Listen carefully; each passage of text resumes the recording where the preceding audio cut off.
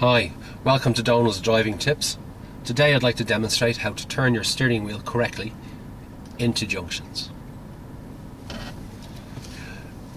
When I'm teaching pupils to drive, a lot of the time you find the way they turn is quick movements like this, or they're crossing their hands, and invariably when they're doing either of these, they don't have a sense of their turn and their position, and they will usually either cut the corner or swing wide. So I would like to demonstrate how to correctly turn the car and the steering wheel into a junction.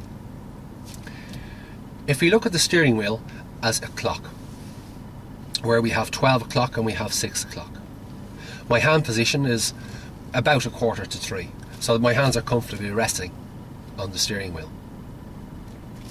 Okay, initially I'm going to just slide my hands up and down without turning the steering wheel, just to get a sense of the wheel. They're very light, okay, but it's very important that we learn how to keep our hands in touch with the steering wheel while we turn. If you notice my thumb positions, they're on the front of the steering wheel.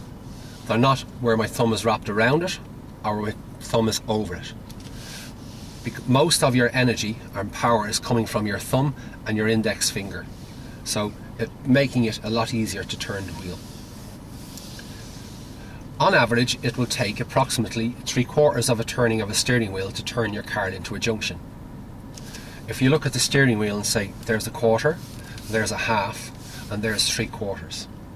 So we're looking to achieve that turn in as little movements as possible, and that is achieved by using the pushing and pulling technique. How we do this is having the hands on the steering wheel on approaching a junction, bringing your hands up towards 12, as it's always easier to pull down on the wheel than push up on the wheel. With my right hand, I'm going to turn the wheel to my right, remembering the left hand is just loose on the wheel, so as my right hand goes to the right, the left hand is just sliding like we were previously demonstrating. So pulling down with my right hand, getting around to 6 o'clock, where then my left hand pushes up to 12, my right hand pulls down, my left hand pushes up.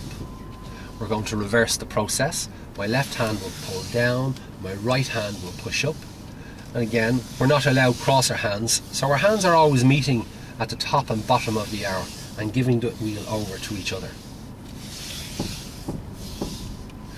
So I'm going to bring it back to the center, and again we're going to look at approaching the junction. Okay, so I'm going to move my hands up to top of the hour, or 12 o'clock. Okay, and we're looking to achieve 3/4 of a turn. So with my right hand I shall pull down, left hand pushes up, and as you can see we've achieved 3/4 of a turn comfortably with 2 hand maneuvers.